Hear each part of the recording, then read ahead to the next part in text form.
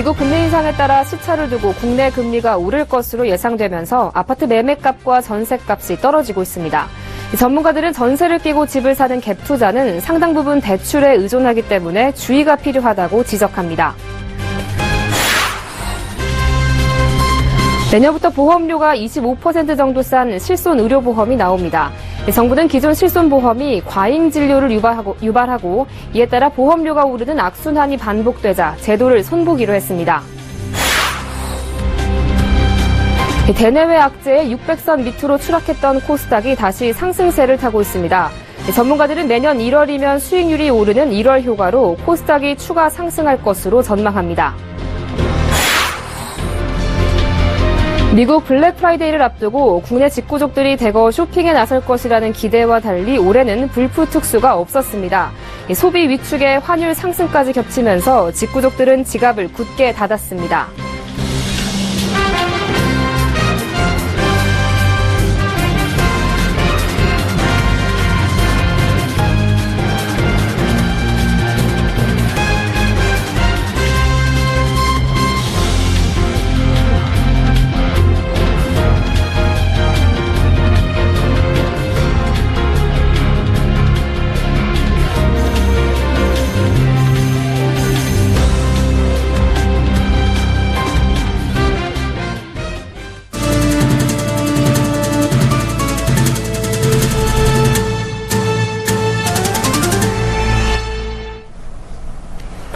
여러분 안녕하십니까. 20일 화요일 생경제연장 오늘의 주요 뉴스입니다.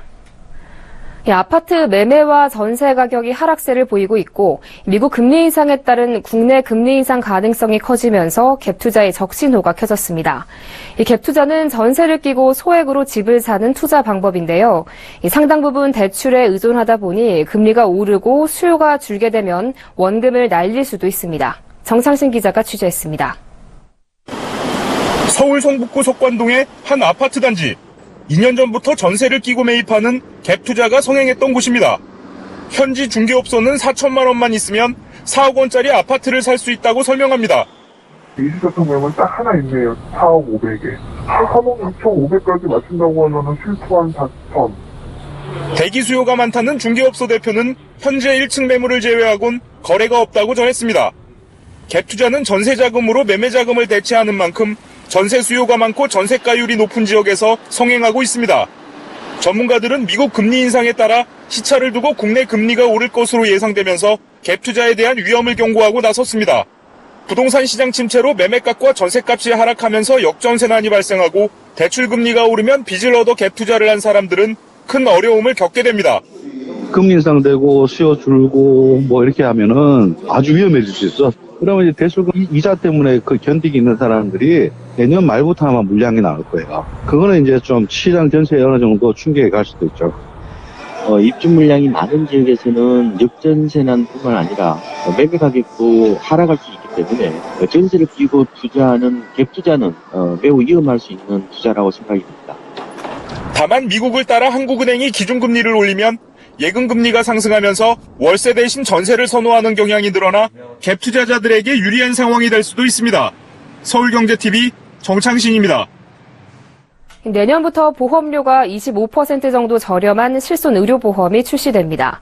정부는 기존 실손보험이 비급여 진료를 포괄적으로 보장해 과잉진료를 유발하고 선량한 가입자에게 보험료 부담을 떠넘긴다는 지적에 따라 실손의료보험 제도를 대대적으로 손보기로 했습니다. 앵커 리포트입니다. 내년 4월부터 기존 상품보다 보험료가 25% 정도 저렴한 실손의료보험이 출시됩니다. 금융위원회와 보건복지부, 금융감독원은 오늘 실손의료보험 제도 개선 방안을 발표했습니다. 실손보험은 국민건강보험이 보장하지 않는 비급여 의료비를 보장해주는 상품으로 과잉진료나 의료쇼핑 등 도덕적 해이를 유발한다는 지적을 받아왔습니다. 이로 인해 보험사들의 손해율이 높아지고 보험료가 인상되는 악순환이 반복되자 정부가 제도를 손보기로 한 겁니다. 내년 4월부터 보험사들은 실손보험을 의무적으로 기본형과 특약형으로 나눠 판매해야 합니다.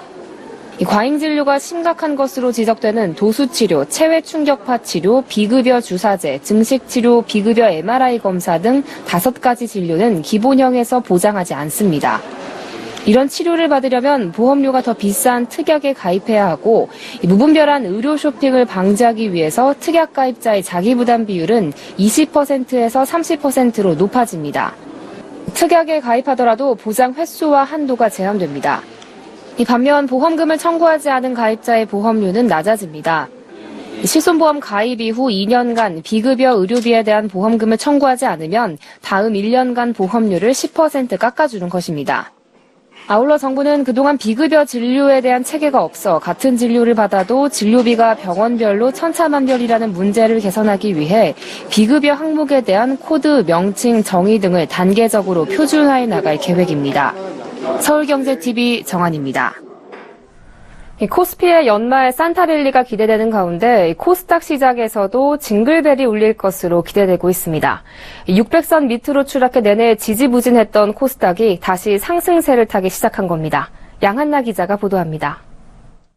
각종 대내외 악재를 맞으며 고전을 면치 못하던 코스닥 시장이 최근 고개를 들기 시작했습니다. 수급 공백과 미국 금리 인상 우려, 상장사들의 실적 부진까지 겹치면서 코스닥 지수는 지난 5일 연중 최저치인 570선까지 떨어지기도 했습니다. 하지만 지난 12일 600선을 탈환하는 등 어제까지 최근 8거래일 연속 상승하며 7.64%의 수익률을 올렸습니다. 같은 기간 코스피가 낸 수익률의 3배에 달합니다.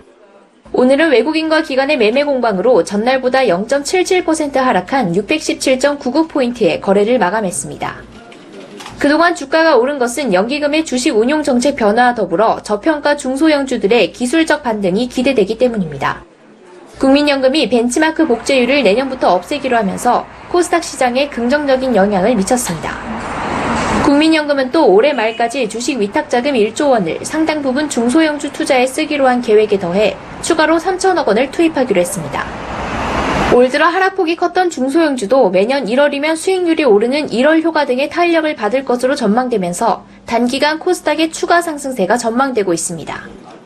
과거 좀 사례를 보게 되면 연말과 연초에 코스닥 시장 수익률이 좋았습니다. 보통 한 9.2% 정도의 수익률이 나왔기 때문에 최근에 상승 흐름이 아마 내년 1월 달까지 이어지지 않을까. 전문가들은 낙폭 과대주와 중소형주를 위주로 선별해야 한다고 조언했습니다.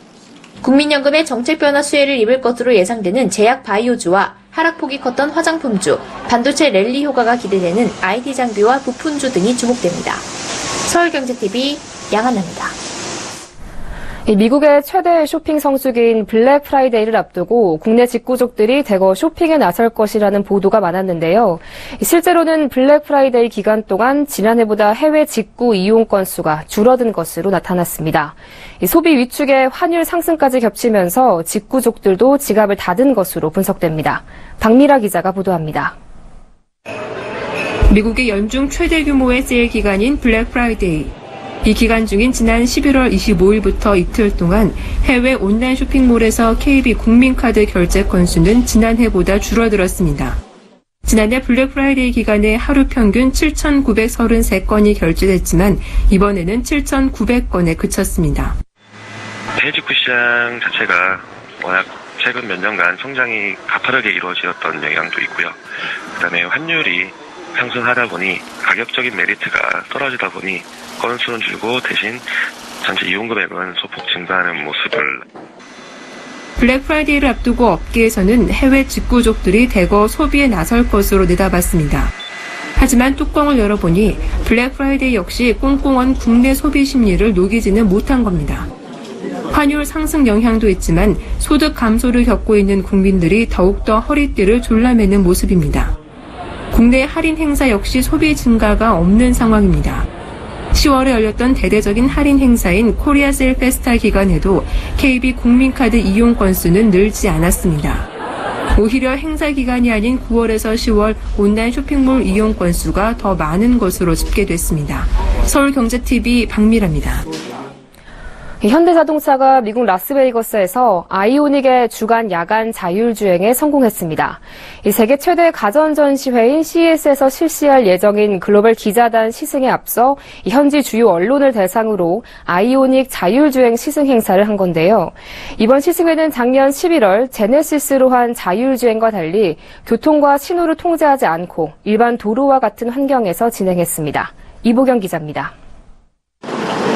현대자동차의 자율주행차 아이오닉. 스스로 판단해 차선을 따라 빠르게 달립니다. 사람이 손을 대지 않아도 핸들이 스스로 돌아가면서 방향을 바꿉니다. 현대자동차는 현지 시간으로 지난 15일 미국 라스베이거스에서 아이오닉 자율주행차의 주야간 도심 시승회를 열었습니다. 아이오닉 전기차와 하이브리드 자율주행차 2대는 라스베이거스 컨벤션 센터 주변 도심 4km 구간을 일반 차와 똑같이 달렸습니다. 이번 시승은 미국 자동차공학회가 분류한 완전 자율주행 수준을 의미하는 레벨 4를 만족시켰습니다. 자율주행차는 외관상 일반 차량과 큰 차이가 없지만 라이다와 같은 여러 센서가 장착되어 있습니다. 차량 지붕에 달린 GPS 안테나가 이동 물체간 위치의 정확도를 높여주고 고해상도 매핑 데이터로 도로의 경사와 차선폭, 방향 등의 정보를 받는 방식입니다. 후측방 레이더도 달려있어 복잡한 도심에서도 안전하게 차선 변경을 할 수 있습니다. 현재 자율주행차 경쟁은 갈수록 치열해지고 있습니다. 구글은 크라이슬러와 손잡고 자율주행차 100대를 본격 생산하고 시험주행에 들어갔습니다. 포드 역시 지난해부터 공공도로 시험주행을 하는 등 자동차 세계 시장에서 자율주행차 상용화 경쟁이 가열되고 있는 상황입니다. 서울경제TV 이보경입니다. 강호갑 중견기업연합회 회장이 경제 활력 회복을 위해 기업 활동을 규제하는 입법을 원점에서 재검토해야 한다고 강조했습니다. 한쪽으로 치우친 규제로 인해 중견기업의 부담이 커지고 경제 활성화가 오히려 왜곡될 위기에 처했다는 지적입니다. 김혜영 기자입니다. 중견기업들의 이해를 대변하는 중견기업연합회의 강호갑 회장이 침체된 기업을 활성화하기 위해서는 기업과 관련된 법안의 재검토가 필요하다고 밝혔습니다. 기업 활동을 옥죄는 법안을 원점에서 재검토하자는 겁니다. 오늘 서울 여의도에서 열린 기자간담회에서 강 회장은 20대 국회에 발의된 기업 관련 법안 중 상당수가 기업의 부담을 가중시킨다고 비판했습니다. 20대 국회 개원 이후 7개월 동안 발의된 4천여 건의 입법안 중 대부분이 기업의 부담을 가중시키는 내용을 포함하고 있다는 겁니다. 강 회장은 대표적인 법안으로 법인세법과 아동수당세법, 상속세와 증여세법, 근로기준법 등을 꼽았습니다.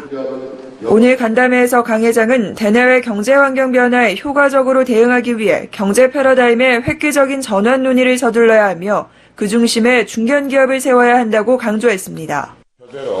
또한 강 회장은 중견기업 특별법 시행 2년이 지났지만 대다수 중견기업을 위한 정책은 아직 마련되지 않았다고 목소리를 높였습니다.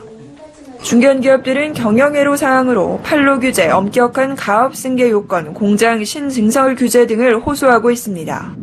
아울러 수년 전부터 판로 규제와 관련해 공공시장 입찰 제한과 민간시장의 중소기업 적합업종 규제로 이중고를 겪고 있다고 주장하고 있습니다.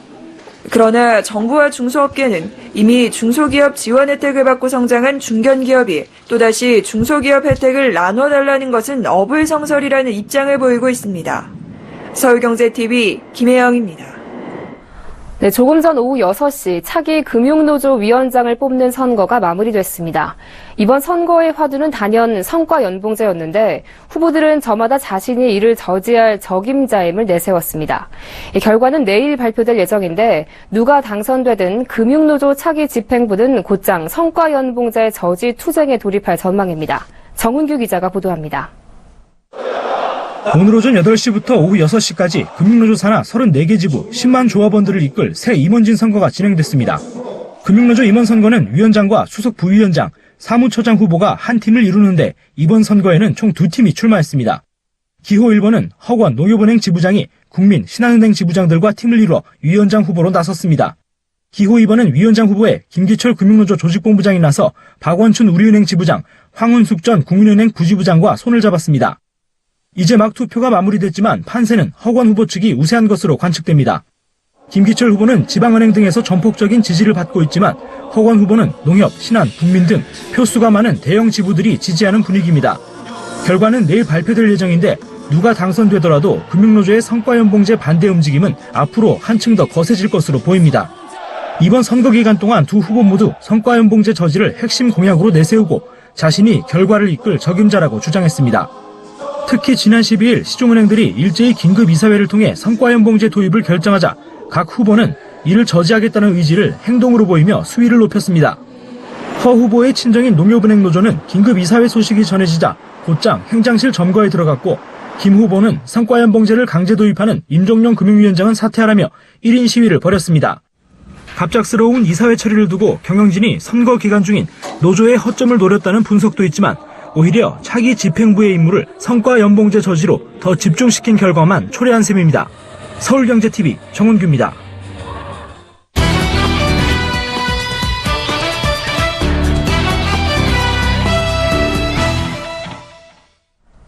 네, 지난 14일 미국 연방준비제도가 1년 만에 기준금리를 인상하면서 초저금리 시대를 벗어날 것이라는 전망이 나오고 있습니다. 전문가들은 금리 인상이라는 변수에 대비해 지금부터 투자 전략을 세울 필요가 있다고 조언하는데요. 그래서 오늘 투데이 포커스에서는 미국 금리 인상 시기에 떠오르는 투자처는 어디인지, 장단점은 무엇인지 알아보겠습니다. 금융증권부 김성훈 기자 나와 있습니다. 안녕하십니까? 네, 안녕하세요. 네, 이 미국 금리 인상 시기에 떠오르는 유망 투자처 하면 달러가 먼저 떠오르는데요. 이 달러 관련 투자 어떤 것들이 있습니까? 네, 달러 투자 방법은 크게 두 가지로 나눌 수 있습니다. 먼저 원화를 달러로 바꿔서 통장에 넣어두는 달러 예금이 있고요. 달러 가치의 변화에 수익률이 좌우되는 상장지수 펀드, 즉 달러 ETF를 사는 방식이 있습니다. 달러 예금은 연 약 1% 정도의 이자를 받을 수 있고 환차액에 대해서는 세금을 내지 않아도 된다는 장점이 있습니다. 하지만 은행에서 달러를 살 때와 팔 때 환율이 다르기 때문에 환율 변동에 따라 수익률도 달라질 수 있다는 점을 숙지해야 합니다. 달러 ETF의 경우 키움 자산운용이 취급하는 상품이 대표적입니다. 달러 선물 등 파생 상품에 투자해 달러 가치의 ETF 수익률이 연동하도록 만든 상품입니다. 주식처럼 쉽게 사고 팔 수 있고 달러의 변화를 약 2배 폭으로 반영하거나 달러 가치와 수익률이 반대로 움직이도록 설계된 상품도 있기 때문에 시장 상황에 따른 빠른 대응이 가능합니다. 다만 ETF는 매매 차익의 15.4%를 세금으로 내야 하고 별도의 운용 수수료도 있습니다. 네, 그리고 이 미국의 금리 인상과 경기 회복세가 맞물리면서 북미 펀드도 좋은 투자처로 떠오르고 있다던데 이건 어떻습니까? 네, 맞습니다. 최근 북미 펀드의 수익률은 상당히 양호합니다.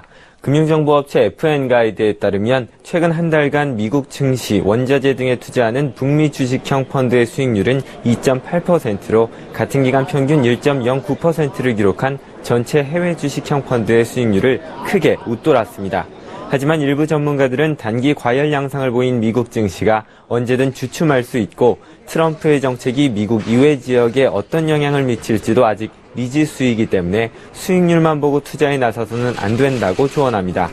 네, 이 달러나 주식형 펀드처럼 금리가 오르면 수혜를 보는 이 상품들이 있는가 하면 금리 인상 자체에 투자할 수 있는 상품도 있다던데 이건 뭡니까? 네, 뱅크론 펀드와 미국 물가연동 국채 TIPS가 있는데요. 먼저 뱅크론 펀드는 신용 등급이 낮은 미국 기업의 대출 채권에 간접적으로 투자하는 펀드입니다. 저신용 기업이 은행에서 돈을 빌리고 내는 이자가 중요한 수익원이기 때문에 기준금리 인상으로 시장의 대출금리가 오르면 수익률이 오르도록 설계된 상품입니다. 한국투자증권 등에서 파는 프랭클린 템플턴의 프랭클린 미국금리 연동 특별자산펀드와 신한금융투자 등에서 판매하고 있는 이스트 스프링 미국 뱅크론 특별자산펀드를 통해 뱅크론 투자가 가능합니다. 뱅크론 펀드 투자자들의 기대 수익률은 보통 5에서 6%로 안정성을 중요시하는 투자자에게 적합합니다. 환차익을 보고 싶은 투자자라면 미국 물가 상승률에 연동되도록 만들어진 미국 물가연동국채 TIPS에 투자할 수 있습니다. 미국에 상장된 ETF를 직접 사는 방식이기 때문에 세금 계산에 유의한다면 환차익에 따른 추가 수익을 노릴 수도 있습니다. 네, 투자처가 제법 다양한데요. 이 밖에 또 전문가들이 추천하는 다른 투자처도 있습니까? 네, 상당수의 전문가들은 투자를 하는 것도 좋지만 향후 3에서 6개월 정도는 현금을 가지고 있는 것이 좋다고 조언합니다.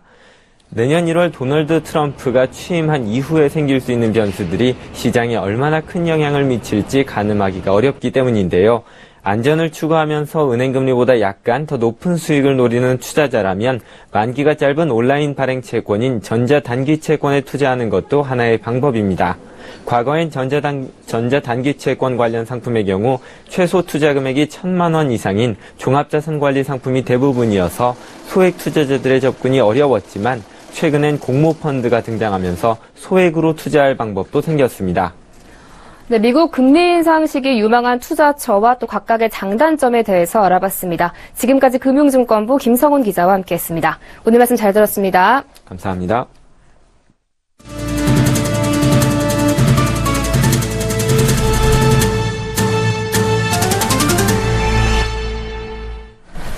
가구당 평균 부채가 6,660만 원을 기록해 3년 만에 최대폭으로 늘어난 것으로 나타났습니다. 정부에 따르면 올해 3월 말 기준 가구의 평균 부채는 6,655만 원으로 1년 전보다 6.4% 증가했습니다. 부채 증가폭은 2013년 7.5% 이후 최대입니다. 가계부채는 금융부채 70.4%와 임대보증금 29.6%로 이루어져 있는데 이 중 금융부채는 7.5%, 임대보증금은 3.8% 늘었습니다. 가계부채 위험성의 척도인 처분 가능 소득 대비 원리금 상환 비율은 26.6%로 2.6%포인트 상승했습니다. 가구는 세금 등 필수 지출을 빼고 쓸 수 있는 처분 가능 소득 중 4분의 1가량을 대출 원리금을 갚는 데 쓰고 있다는 뜻입니다. 경기 불황과 전국 혼란 속에 전국 자치단체가 앞다퉈 공공요금 인상에 나서 서민 가계의 주름살이 깊어지고 있습니다.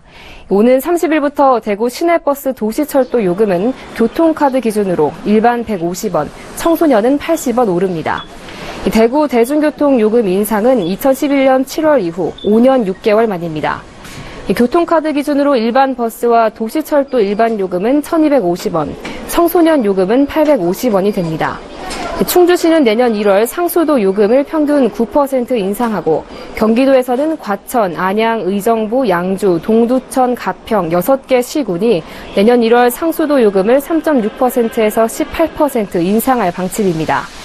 제주도는 쓰레기 문제 해결 방편으로 내년부터 종량제 봉투값을 40% 인상할 예정입니다. 세종시도 최근 물가심의위원회를 열어 20리터짜리 쓰레기 종량제 봉투 가격을 340원에서 540원으로 이르면 7월 인상할 방침입니다. 여신금융협회가 신용카드 사회공헌재단 설립을 추진합니다. 여신금융협회는 신용카드 사회공헌재단의 설립 허가를 내일 금융위원회에 신청할 계획이라고 밝혔습니다. 설립 허가는 금융위의 검토를 거쳐 내년 1월 중 나올 것으로 보입니다. 신용카드 사회공헌재단은 매년 1,000억 원대에 이르는 카드 소멸 포인트를 재원으로 활용합니다. 신용카드사가 기부한 선불카드 미사용 잔액과 신용카드 소멸 포인트로 서민 금융 지원, 영세 가맹점 지원, 공익활동 및 학술 지원, 사회복지 사업 등을 하는 겁니다. 이 소멸 포인트나 선불카드 잔액의 출연 규모와 방법 등은 아직 결정되지 않았습니다. 여신금융협회는 우선 카드업계가 공동으로 조성했던 신용카드 사회공헌기금 잔액 약 67억 원을 재단 설립 재원으로 활용하기로 했습니다. 출연 규모와 방법은 내년 1월까지 카드사들과 협의해 확정하고 늦어도 내년 1분기 중 출연을 완료할 계획입니다.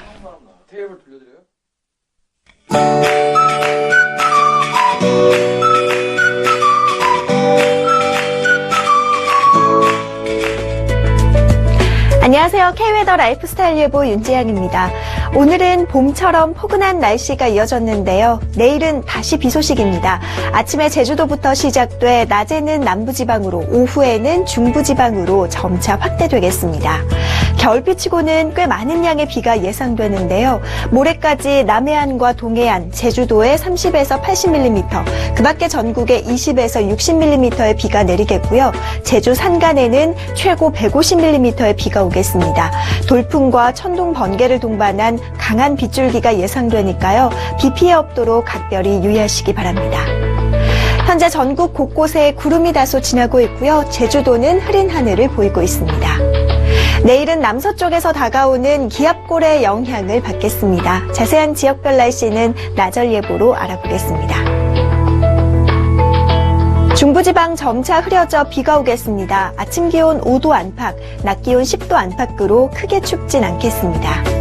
동해안 지방 늦은 오후부터 비가 시작되겠는데요. 모레까지 강하고 많은 비가 내릴 것으로 예상됩니다.